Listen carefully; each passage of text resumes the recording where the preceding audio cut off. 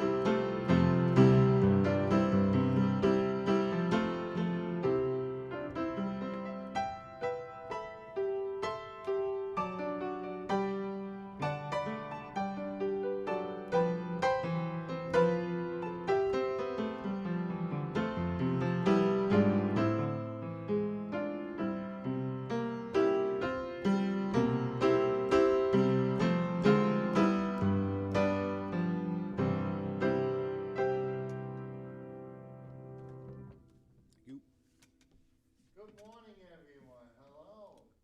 Good to see you all. Thank you so much for joining us. My name is Bill Vieira, and I am a member of the Board of Directors of the Unitarian Congregation of Mendon and Uxbridge. I am truly humbled and grateful for this opportunity to be with you today and to participate in services with you. I'm also very grateful that our sister Leslie Cape is joining us today, who will, with me, be leading the service for you. We hope that you find comfort and meaning in our service today, and that I pray you are all well, in good spirits, and in good health. Opening words by Samuel A. Trumbore. Teach my heart healing words. Show me the words that help rather than harm. Instruct me in the verbs that bring energy, the nouns pointing to real, the adjectives describing the subtleties of the beautiful mysteries found in each and every day. Reveal to me how words may be offered in a way which connects rather than separates, that develops trust and eschews suspicion, that opens the heart and pacifies the soul. Words which bring the love of understanding and compassion to all people. Amen. I have an announcement today that I was asked to read from our Reverend Patricia Hatch. Reverend Hatch is hopefully enjoying her day today and enjoying her rest. She will be with us next week. She asked me to let you know the following.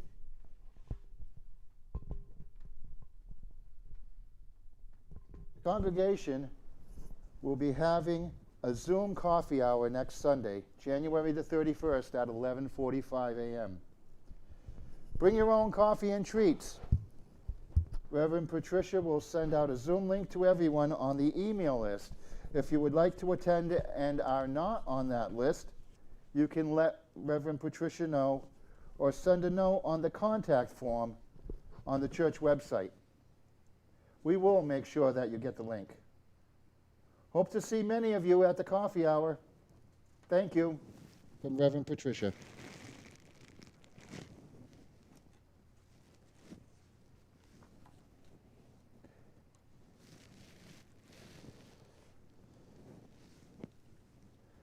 We will now light the chalice.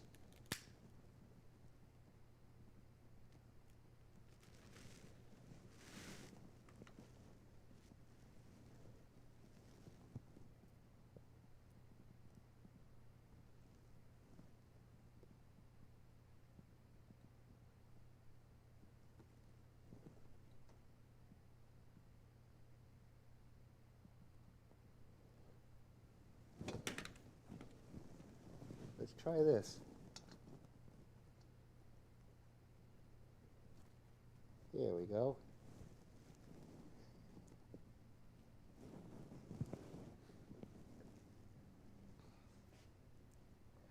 This reading for the chalice lighting is by Annie Forster. Come we now out of the darkness of our unknowing and the dusk of our dreaming. Come we now from far places, come we now into the twilight of our awakening and the reflection of our gathering. Come we all now together. We bring unilluminated our dark caves of doubting. We seek unbedazzled the clear light of understanding. May the sparks of our joining kindle our resolve, brighten our spirits, reflect our love, and unshadow our days. Come we now enter the dawning. Please join with me in the affirmation of our church. Love is the spirit of this church, and service is its law. This is our great covenant, to dwell together in peace, to seek the truth in love, and to help one another. At this time, ordinarily, we would light our candles of joys and concerns. If you would like us to light a candle for you, please send in your joys and concerns to our website or through the YouTube chat, and we would love to light your candle. So please, any joys and concerns you may have, please send them in.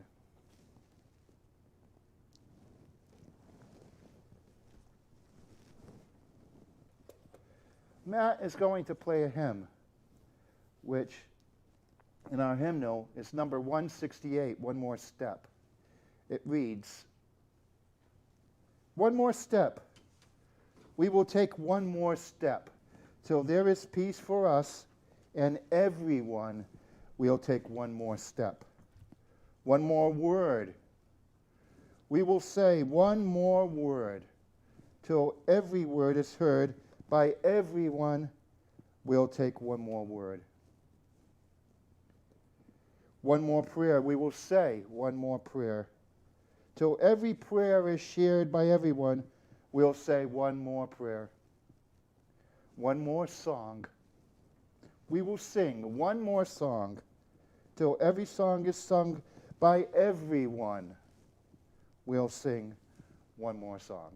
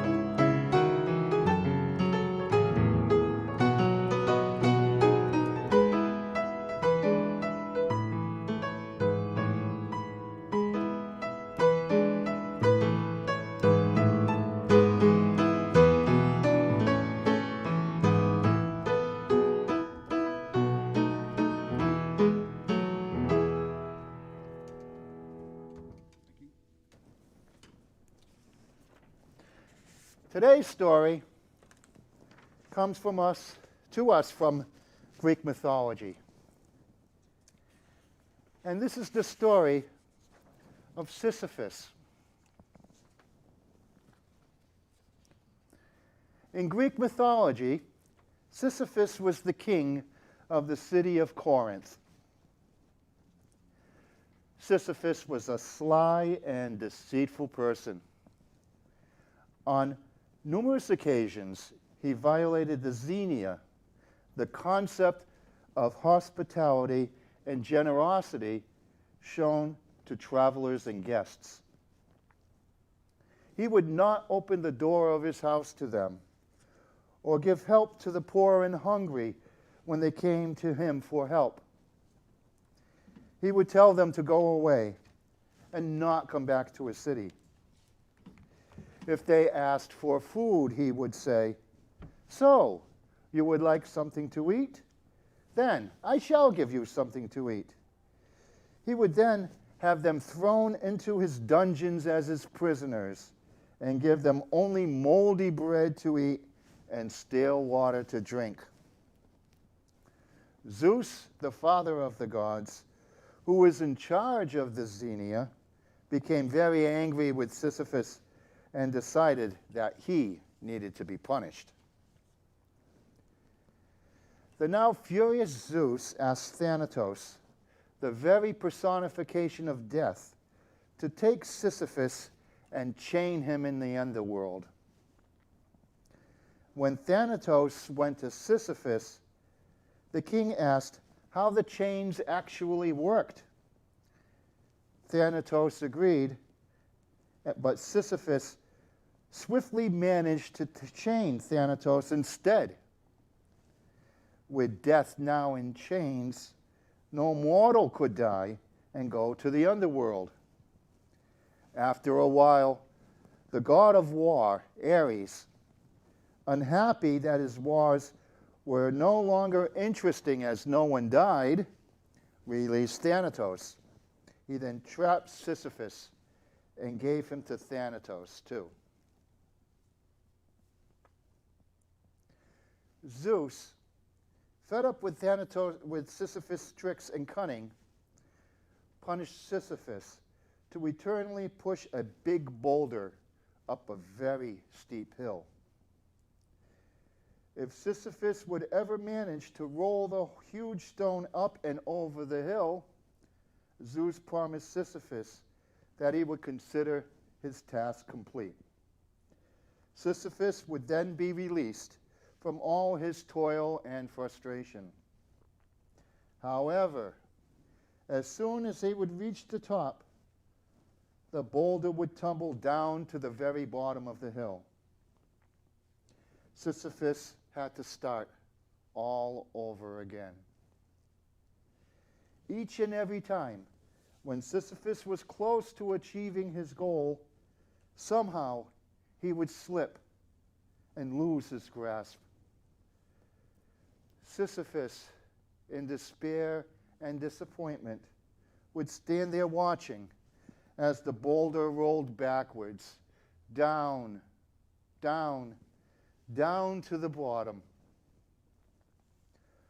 Forlorn and despondent, Sisyphus would trudgingly and reluctantly head back down, knowing that he would have to start all over again, that he would have to try again, even if it was futile.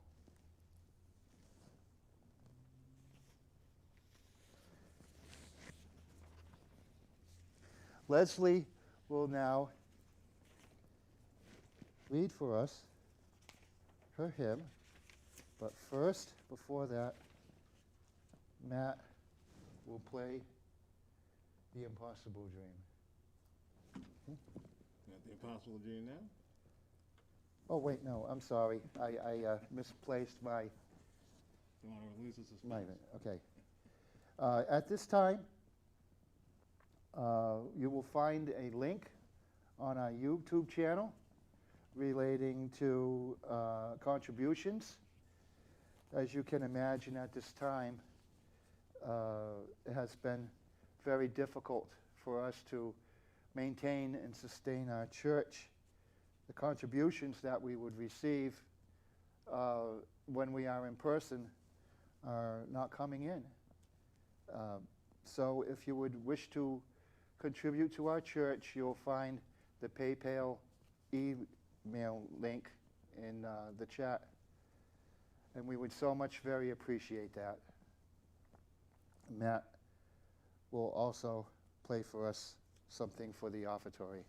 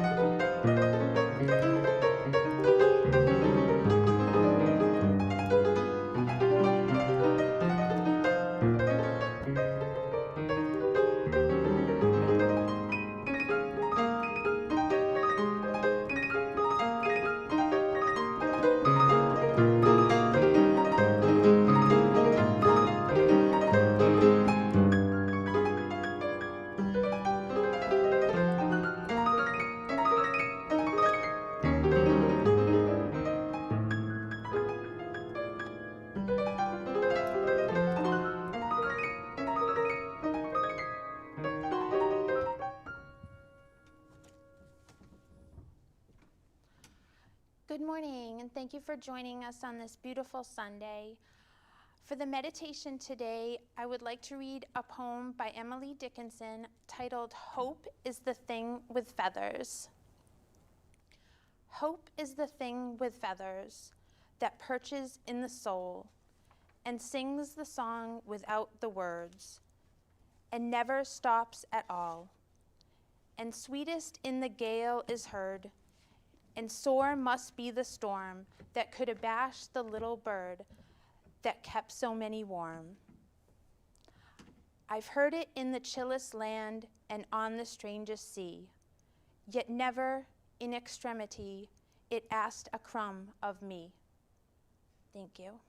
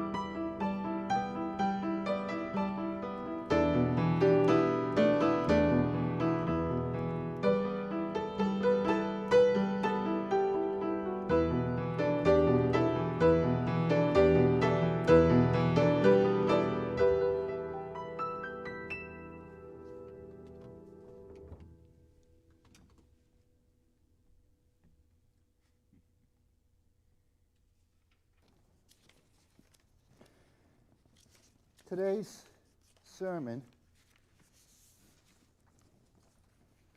I entitled, "With Hope, We Shall Take One More Step."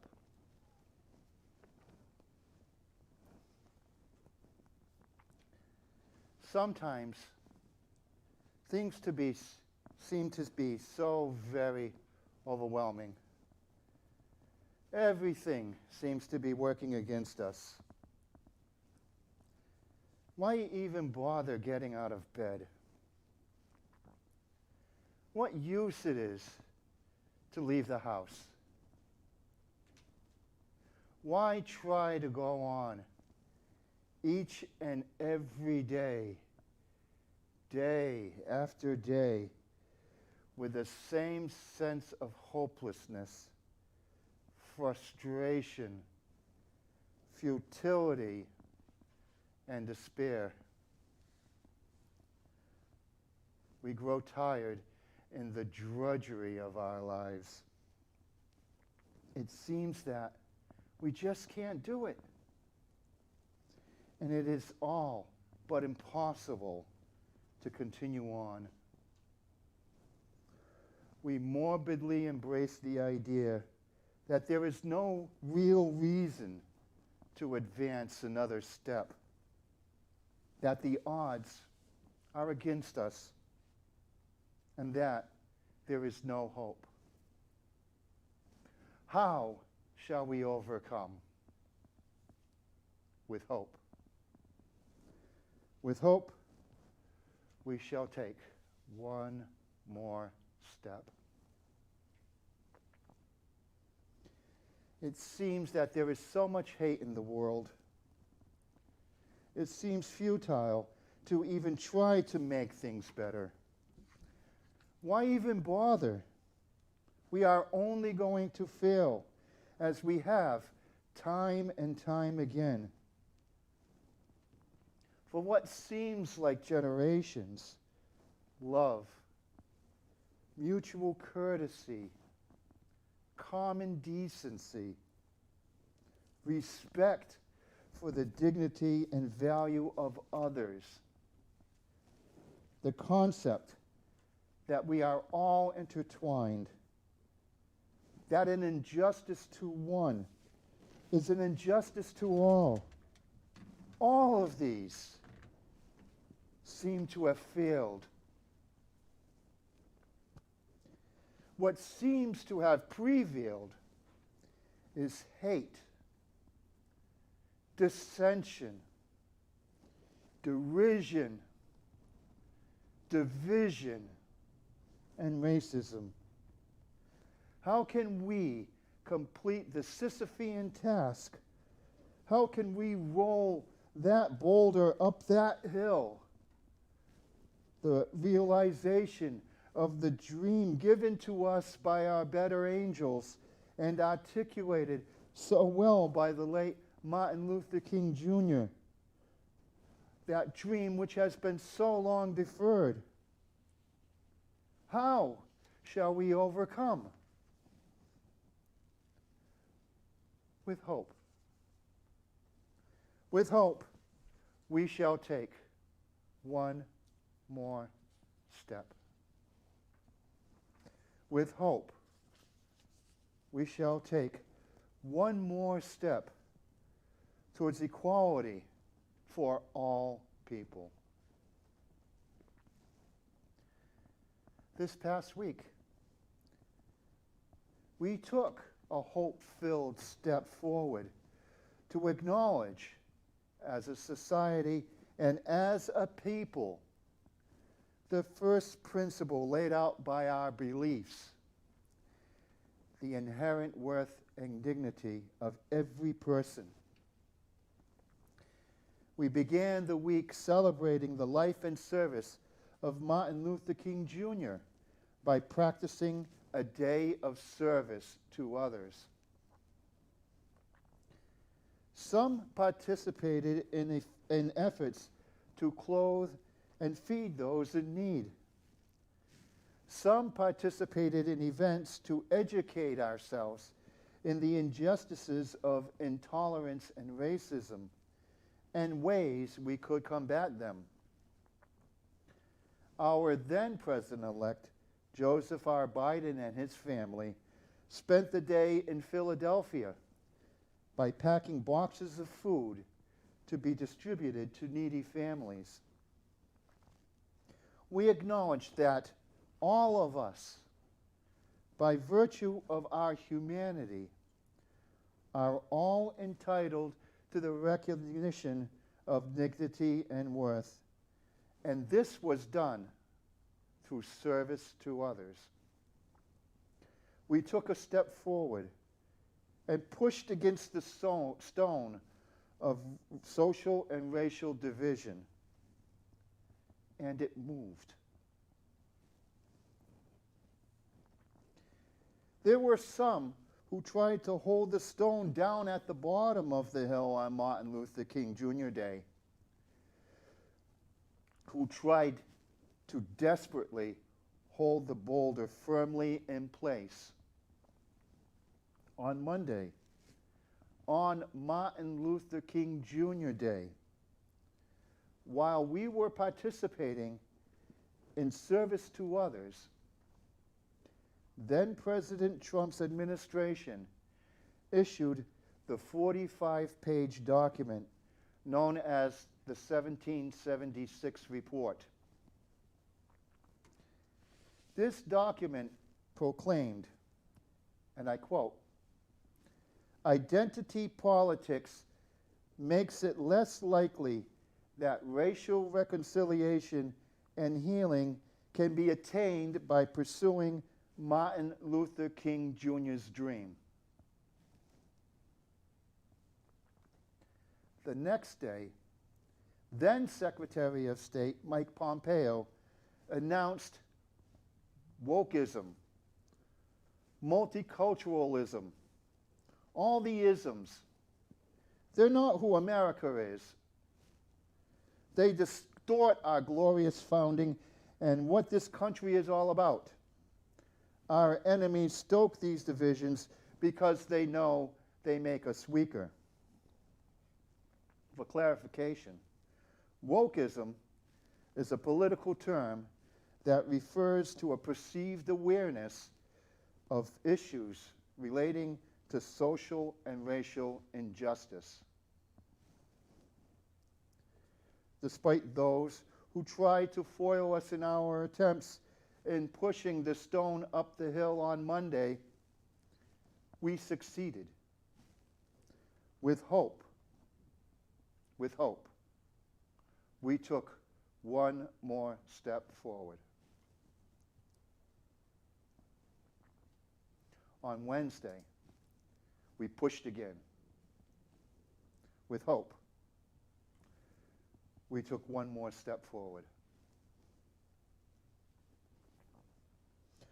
On Wednesday, Joseph R. Biden was inaugurated as the 46th President of the United States. Kamala D. Harris took the oath of office as the first woman, the first Black American, and the first Asian American to hold the national office of Vice President of the United States. In what sounded more like a Unitarian sermon than an inaugural address, President Biden spoke against white supremacy, racism, social injustice, division, and dissension.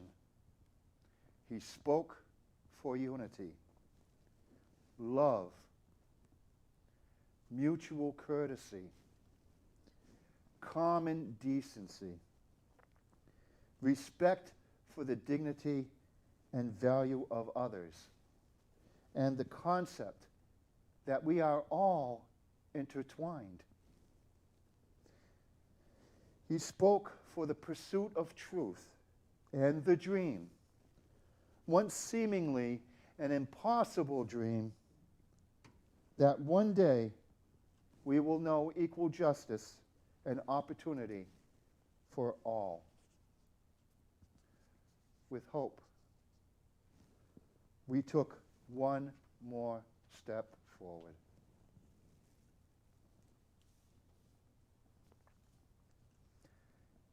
I imagine what Sisyphus must have thought and felt as he arrived at the bottom of the hill, once again looking at his ponderous burden.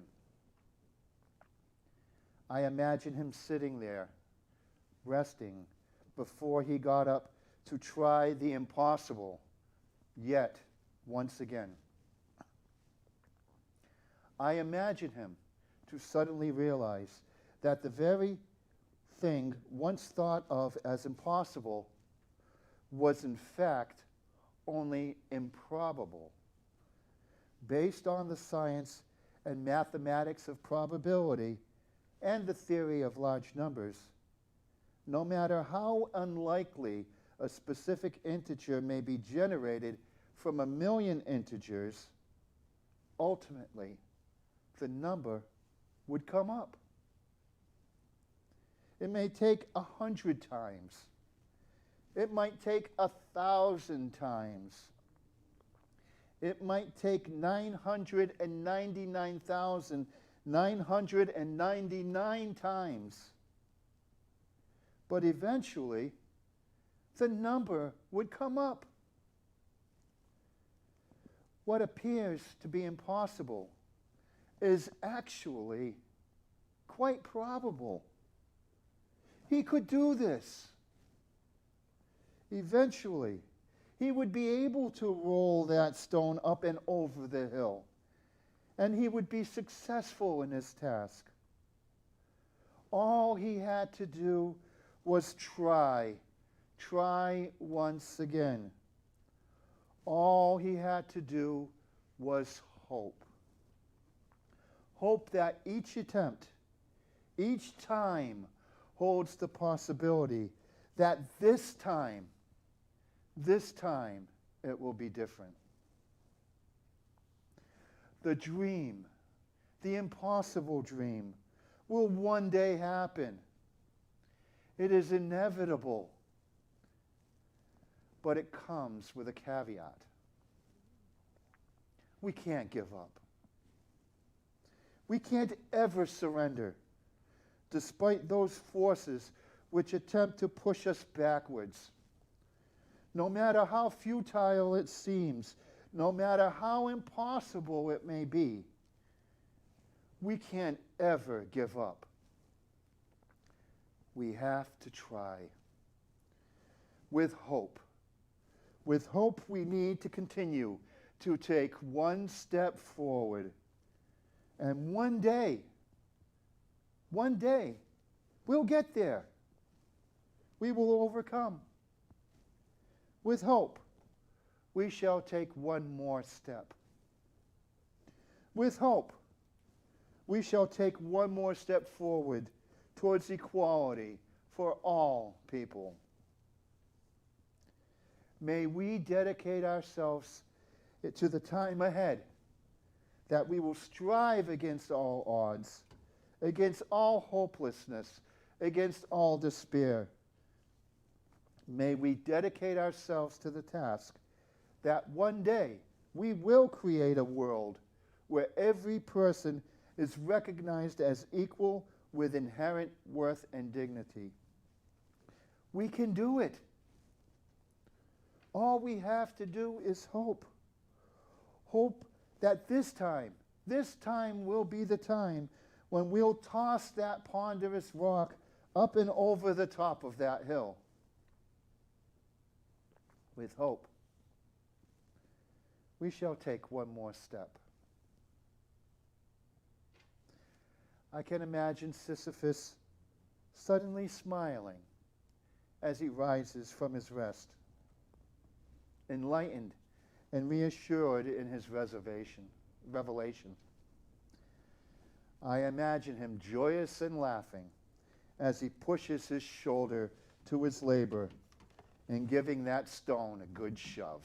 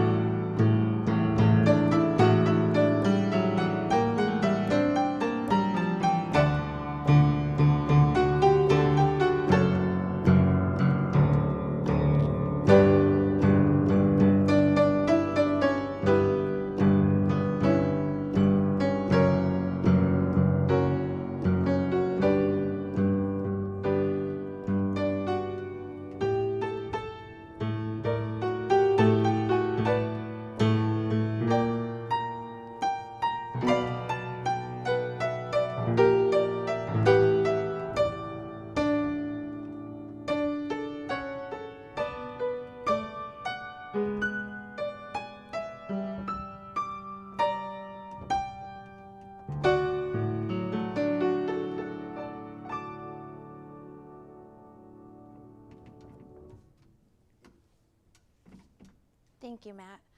Now is the time when we light our candles of joy and concern, and we have all candles of joy today, so that's good. And the first one is a candle of congratulations to Ben for obtaining his driving learner's permit. Watch out all. That is from Sam and Celia.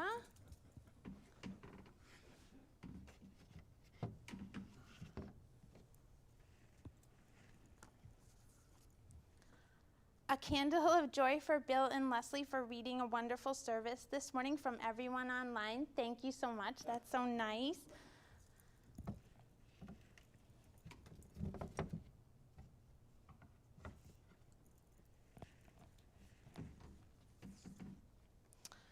A candle of joy for the vaccine. Keep masking and distancing, and we will defeat the virus, from Marcia. Oh, jeez.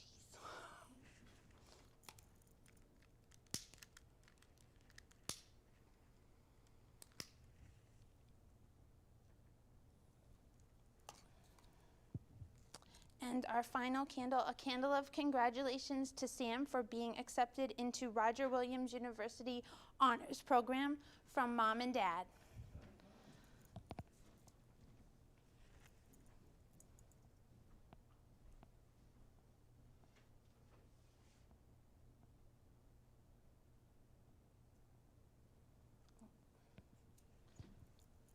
And now we will have the benediction.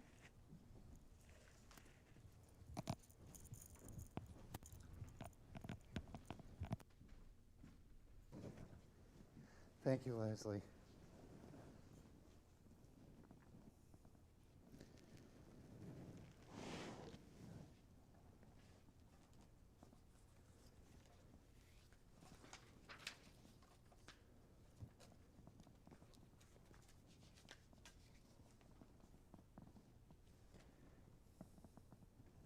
Thank you very much, everyone, for joining with us today.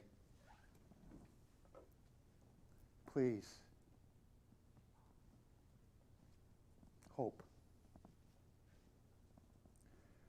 Go in peace, embraced by the light and warmth of our gathering. Go in love, ready again to struggle on. Go in beauty, shining forth like a lamp for freedom. Amen. Please join me in the Serenity Prayer.